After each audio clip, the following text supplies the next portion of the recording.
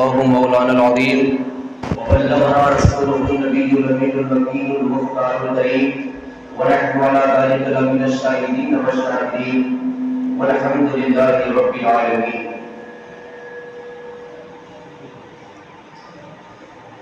میں نے بلا دیا مجھے مرنا ہے ایک دن، اعمال کا حساب بھی دینا ہے ایک دن. میں نے بلا دیا مجھے مرنا ہے ایک دن، مر کر اندھیری قبر میں جانا ہے ایک دن، اور اعمال کا حساب بھی دینا ہے ایک دن. ہاں پل صراط سے بھی گزرنا ہے ایک دن، ہاں پل صراط سے بھی گزرنا ہے ایک دن.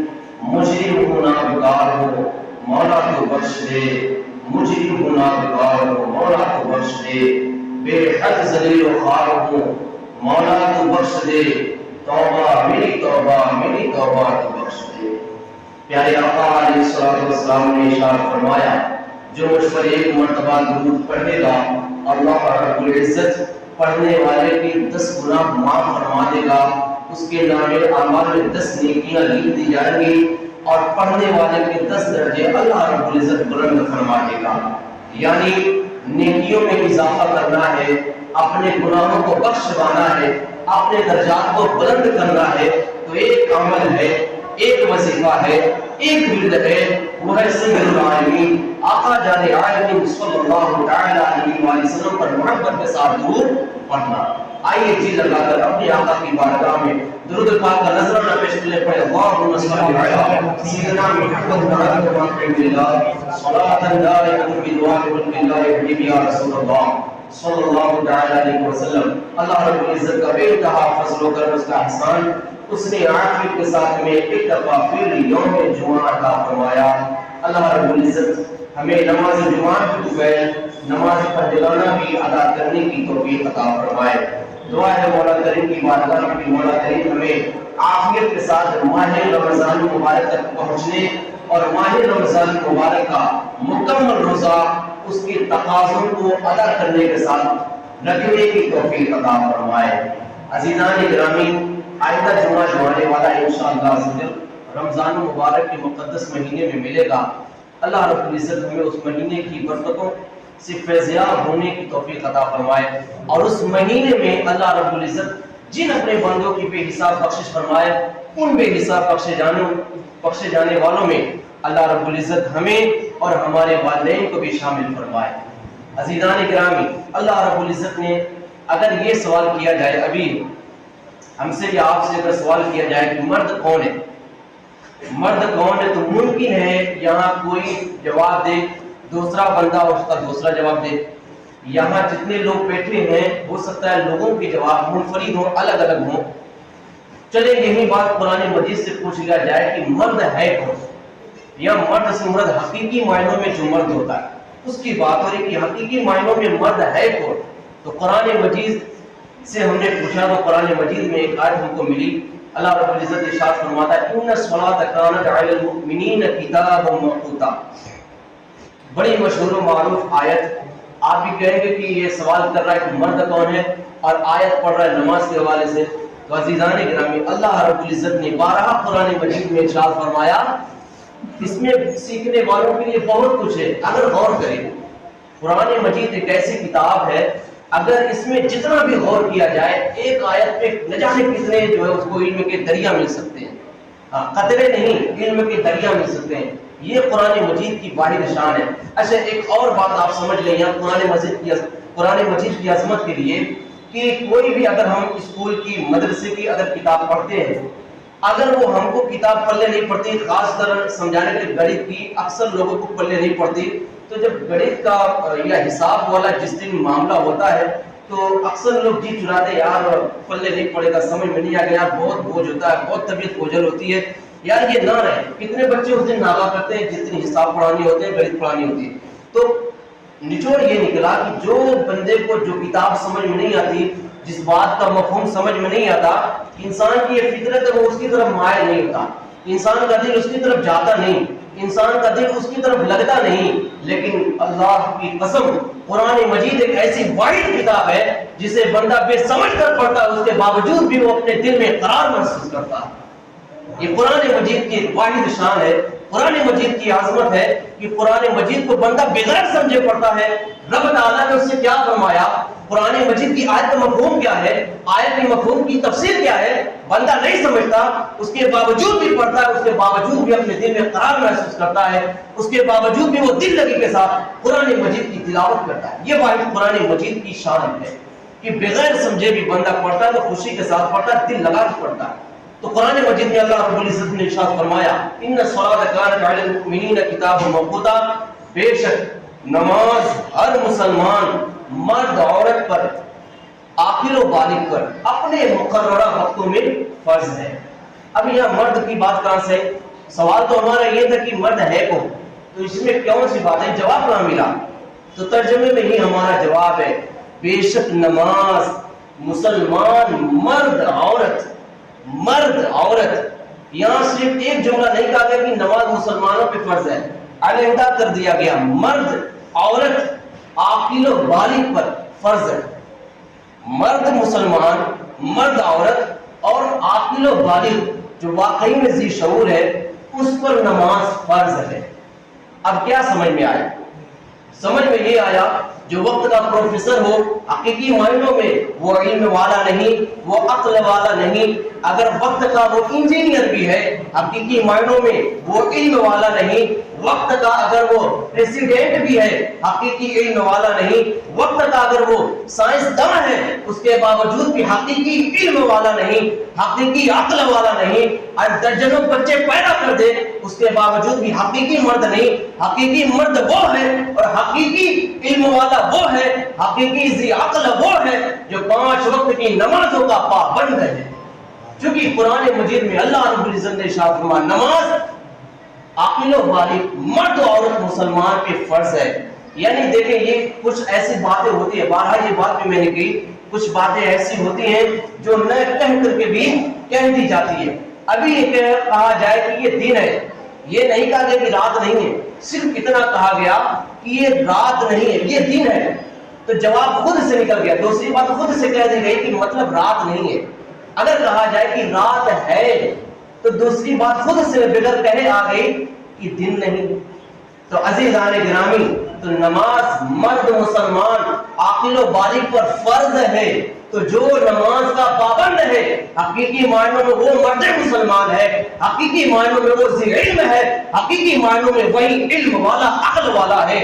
جو مینٹل ہاسپٹل میں رہتے ہیں وہ پاگل نہیں، جو مینٹل ہے وہ حقیقی پاگل نہیں، حقیقی پاگل تو وہ ہے، حقیقی مینٹل تو وہ ہے جو 5 وقت کی نمازوں سے دور ہے، حقیقی نامرد وہ ہے جو 5 وقت کی نمازوں سے دور ہے۔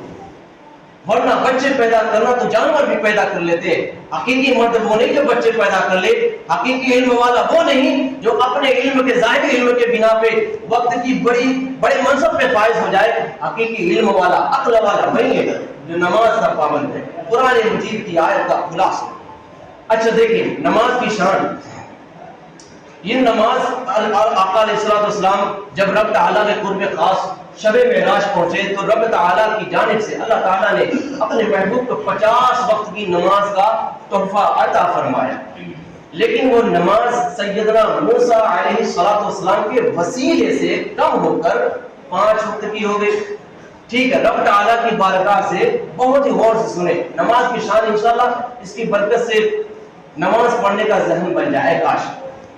اللہ رب العزت نے صرف نماز کا تحفہ عطا فرمایا۔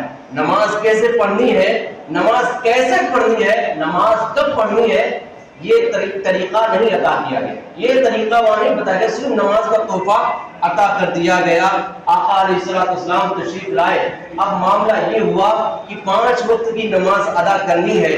5 وقت کی نماز، پہلے تو نماز ادا کرنی ہے، نماز پڑھی کیسے جائے، نماز کا سیٹ اپ کیسے کیا جائے، تو آہستہ سیٹ اپ کیسے ہوا، اس کی ترکیب کیسے بنی۔ تو آقا علیہ السلام جب رب کے حضور جا رہے تھے، قرب خداوند قدوس میں جب جا رہے تھے تو آقا نے دیکھا کسی آسمان کے فرشتے قیام میں ہیں اور وہ قیامت تک قیام میں رہ کر اللہ رب العزت کی عبادت کریں گے۔ کسی آسمان پہ آقا نے دیکھا کچھ فرشتے رکوع میں ہیں رکوع میں رہ کر وہ رب تعالیٰ کی عبادت کر رہے ہیں اور وہ قیامت تک اسی حالت میں رہیں گے. کسی آسمان پر آقا نے دیکھا کہ فرشتے سجدے میں ہیں, وہ سجدے میں رہ کر رب کی عبادت کر رہے اور وہ قیامت تک سجدے کی ہی حالت میں رہ کر رب تعالیٰ کی عبادت کریں گے. اور کسی آسمان پر آقا نے دیکھا کہ کچھ فرشتے تشہد میں بیٹھ کر رب تعالیٰ کی عبادت کر رہے اور وہ قیامت تک تشہد میں بیٹھ کر ہی رب تعالیٰ کی عبادت کریں گے. لیکن آقا جان کی عظمتوں پہ قربان, آقا علیہ السلام کی شان دیکھیں, اپنی امت پہ مہربانی دیکھیں, اپنی امت پہ کرم فرمائی دیکھیں. عزیزان گرامی اوقات, ایک فرشتوں کی جماعت وہ جو ہمیشہ قیام میں رہے گی, ایک فرشتوں کی جماعت وہ جو ہمیشہ رکوع میں رہے گی, ایک فرشتوں کی جماعت وہ جو ہمیشہ سجدے میں رہے گی, ایک فرشتوں کی جماعت وہ جو ہمیشہ تشہد میں رہے گی. لیکن تمام سیٹ اپ کو آقا علیہ السلام نے ایک نماز میں داخل فرما دیا. ایک بندہ اگر ایک وقت کی نماز پڑھے تو اس میں رکوع بھی ہے, اس میں رکوع بھی ہے, اس میں قیام بھی ہے, اس میں سجدہ بھی ہے, اس میں تشہد بھی ہے. گویا کہ عزیزان گرامی اوقات, امت محمدیہ علیہ السلام کا کوئی فرد بھی اگر ایک وقت کی نماز ادا کرے گا تو آسمانی مخلوق جو فرشتے ہیں ان تمام کی عبادتوں کا ثواب امت محمدیہ کے اس ایک فرد کو عطا کیا جائے. سبحان اللہ. امت محمدیہ کا ایک فرد اگر ایک وقت کی نماز ادا کرے تو آسمانی مخلوق کی عبادتوں کا ثواب اسے عطا کیا جائے گا. کیوں عطا کیا جائے گا؟ کیونکہ یہ پورا ملائکہ کا جو انداز تھا, جو ملائکہ کو ایک ایک حصہ, مخصوص حصہ دیا گیا عبادت کا, وہ تمام حصے, وہ تمام خصائص آقا جان عالمین علیہ السلام نے اپنی امت کو عطا فرما دیا. اب وہ جو قیام میں فرشتے ہیں جو قیام کر رہے ہیں, کوئی بندہ قیام میں رہ کر نماز پڑھے تو اس قیام میں جو فرشتے ہیں ان کی عبادتوں کا صرف قیام میں رہنے والے کو دیا جائے گا. جو رکوع میں فرشتے ہیں, بندہ رکوع میں جائے گا تو ان کے رکوع کا ثواب کس کو دیا جائے گا؟ جو فرشتے سجدے میں ہیں, جب بندہ سجدے میں جائے گا تو جو سجدے میں فرشتے ہیں ان کے سجدے میں رہنے کا ثواب اس سجدے میں رہنے والے بندے کو بھی عطا کیا جائے. یہ تو ہو گیا نماز کیسے پڑھنی ہے, نماز کا سیٹ اپ ہو گیا, کیسے کیسے پڑھنا ہے, رکوع, سجدہ, قیام وغیرہ وغیرہ. اب یہ تھا کہ پڑھنا کب ہے, یہ تو 5 ٹائم کی نا, پڑھنا کب ہے؟ تو دیکھیں یہ بھی جواب, یہ اس میں بھی دیکھیں برکت نماز, اپنے آقا کی شان, اپنے آقا کا اپنے امت سے پیار. عزیزان گرامی, تو کچھ نبی ایسے تھے جنہیں محض فجر کی نماز حاصل ہوئی, کچھ نبی ایسے جنہیں صرف ظہر کی نماز, کچھ نبی ایسے جنہیں عصر, کچھ نبی ایسے جنہیں مغرب, کچھ نبی ایسے جنہیں صرف عشاء کی نماز, یعنی کچھ نبی ایسے جنہیں ایک ایک وقت کی نماز عطا کی گئی. لیکن چونکہ یہ 5 وقت کی نماز آقا علیہ السلام کے صدقے آقا کی امتیوں کو تحفہ میں دیا گیا, تو اس نماز کو آقا نے ایسے سیٹ اپ کیا کہ فجر کی ٹائم اس ٹائم کو رکھا جو نبی, جس نبی کو فجر کا وقت دیا گیا تھا, وہ اس نبی کی امتیں جس وقت میں فجر کی نماز پڑھتی تھیں اسی وقت میں امت محمدیہ کے افراد بھی فجر کی نماز ادا کریں گے. جس نبی کی امت ظہر کی نماز جس وقت میں پڑھتی تھی اسی ظہر کی نماز کو امت محمدیہ اسی وقت میں پڑھے گی. گویا کیا سمجھ میں آیا؟ بندے مومن 5 امت محمدیہ کا ایک فرد اگر 5 وقت کی نماز اپنے وقت پہ ادا کرے گا تو ان 5 اوقاتوں میں جن نبیوں کی امتوں نے نماز ادا فرمائی ہے ان تمام امتیوں کے ثواب کا صدقہ اللہ رب العزت امت محمدیہ کے اس فرد کو عطا فرمائے گا. ذرا تصور کریں تو یہ ہے عظمت نماز, یہ ہے برکت نماز. اور اس پر ہی بس نہیں بلکہ عزیزان گرامی, اللہ رب العزت نے اپنے محبوب کو 50 وقت کی نماز کا تحفہ عطا فرمایا, لیکن جناب موسیٰ علیہ السلام کے وسیلے سے کم ہو کر 5 وقت کی نماز رہ گئی. لیکن اللہ رب العزت کا ارشاد قرآن مجید میں ہے, لا تبدیل لکلمات اللہ, یہ اللہ کا کلمہ ہے جو بدلتا نہیں. محبوب, ہم نے تو 50 وقت کی نماز آپ کو عطا فرمائی, لیکن یہ رکعتیں کم ہو کر 5 وقت کی ہو گئی. اے محبوب, آپ کا کوئی بھی امتی 5 وقت کی نماز ادا کرے گا لیکن ہم اس کو 50 وقت کی نماز کا ثواب عطا کریں گے. 5 وقت کی نماز بندہ پڑھے تو اللہ رب العزت کی جانب سے, اللہ رب العزت کے فضل سے اسے 50 وقت کی نماز کا ثواب عطا کیا جائے گا.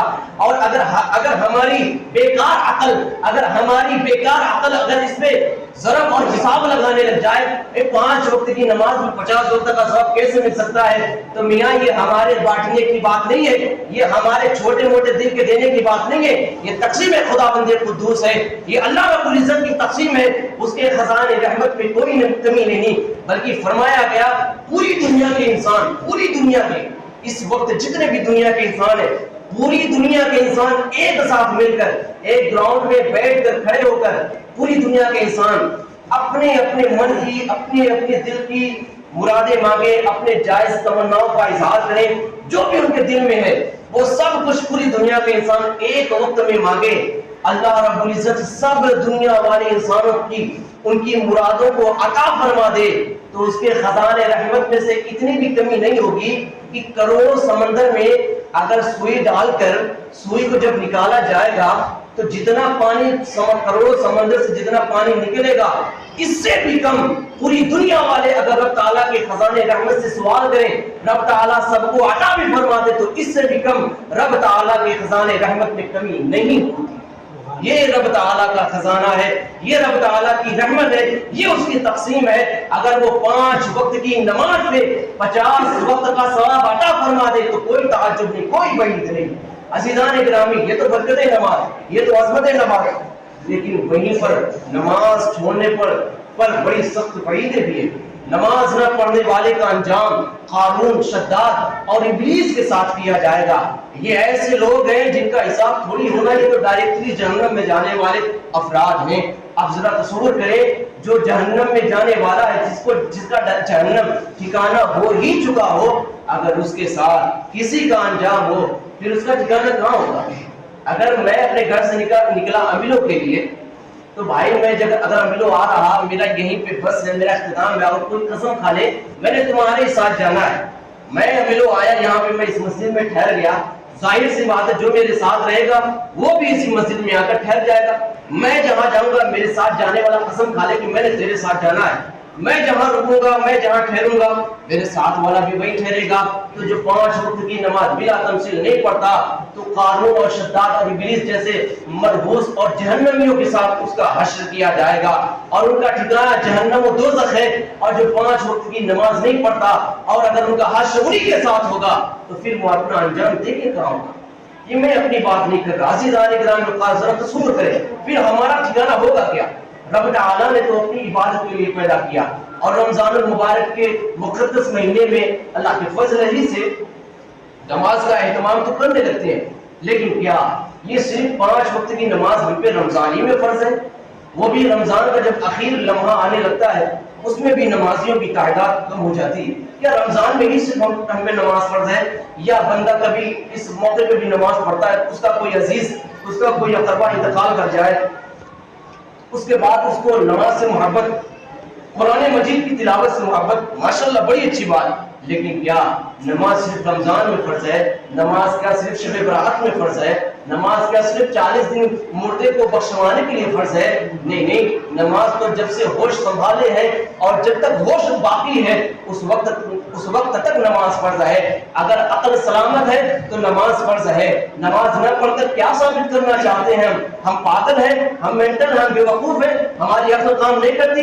عزیزان گرامی، پورے جسم پہ اگر فالش کا بھی اثر ہو، اگر اس کے باوجود بھی ہمارا دماغ سلامت ہو، ہماری عقل سلامت ہو، اس کے باوجود بھی ہم پہ نماز معاف نہیں ہے۔ اس کے باوجود بھی اگر ہم نے نماز کو چھوڑا، اس کے باوجود بھی اگر ہم نے نماز میں سستی کی پورے بدن پہ فالش ہو جانے کے باوجود بھی، تو اس پر بھی بارگاہ خداوند قدوس میں ہم کو جواب دینا ہے۔ اور یاد رکھیں، اگر ہم یہ تصور کر رہے ہیں کہ ہمارے مرنے کے بعد ہم کو محنت کرنے کی کیا ضرورت ہے، ہمارے مرنے کے بعد ہمارے بیٹے ہماری قبروں پہ آ کر، ہمارے بیٹے 40 دن قرآن مجید کی تلاوت کر کر، ہمارے بیٹے ہمارے مرنے کے بعد 40 دن تک کلمہ طیبہ کا ورد کر کر، درود پاک کا ورد کر کر ہم کو تو بخشوا ہی لے کے ہم کو ٹینشن کی کیا بات۔ لیکن عزیزان گرامی، اس امید میں نہیں رہنا، کیونکہ قیامت کے میدان میں ہماری اولاد، ہمارے عزیز و اقربا سے ہمارے اعمال کے بارے میں نہیں پوچھا جائے گا، ہمارے اعمال کے بارے میں ہمیں سے سوال کیا جائے گا۔ اور سب سے پہلے قیامت کے میدان میں جس حوالے سے سوال ہوگا وہ نماز کے حوالے سے سوال ہوگا۔ اب بتائیں، اگر رب تعالیٰ کی بارگاہ سے سوال ہو گیا، بندے میں نے تجھے تیرے جسم کو سلامتی کے ساتھ عطا کیا، کیا, میں نے تجھے عقل بھی تجھے صحیح و سلامتی کے ساتھ عقل عطا فرمائی, تیرے پورے بدن کو ہم نے سلامتی کے ساتھ عطا کیا. اے میرے بندے, تو نے نماز کیوں نہ ادا کی؟ اس وقت ہمارا جواب کیا ہوگا؟ اگر مسجد کا امام ہم سے کہہ دے یار چلو نماز کا وقت ہو گیا, امام صاحب یار وہ فلاں سرکاری نوکری ہے, اگر نہیں گیا تو نوکری کے لالے پڑ جائیں گے, پیسے کے لالے پڑ جائیں گے, فاقہ پڑ جائے گا, بیمار ہو جاؤں گا, قرضدار ہو جاؤں گا, مجھ کو اس میٹنگ میں جانا ہے, مجھے یہ دکان کھولنا ہے, مجھے اس گراہک کو حل کرنا ہے, مجھے یہ مسئلہ حل کرنا ہے. کیا قیامت کے میدان میں بھی ہم یہ جواب دے کر نکل سکتے ہیں؟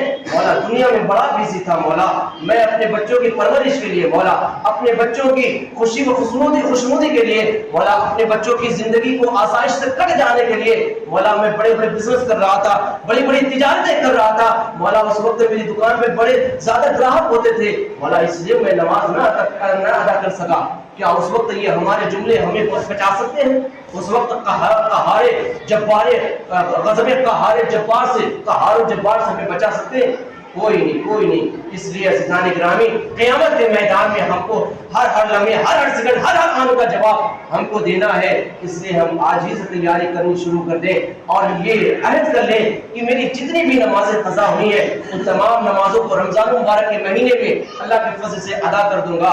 اور اس کے بعد رمضان میں یا اب سے جو نماز شروع کروں گا, روح تو نکل جائے گی لیکن وقت سے اب نماز جانے نہیں دوں گا. اللہ رب العزت کہنے سننے سے زیادہ عمل کی توفیق عطا فرمائے اور ہم تمام کو نماز پنج وقتہ بجماعت سنتوں کے ساتھ صفی اللہ میں ادا کرنے کی توفیق عطا فرمائے. دوران گفتگو آج سے پہلے میری زبان و فعل سے کوئی بھی کفریہ کلمات و فعل ہوئے تمام سے سچی توبہ کرتا ہوں. میرا رب توبہ قبول فرمائے. استغفر اللہ ربی من کل ذنب واتوب الیہ. کلمہ طیبہ پڑھ دے لا الہ الا اللہ محمد رسول اللہ. جو سنت نہیں پڑھی ہے پڑھ دے.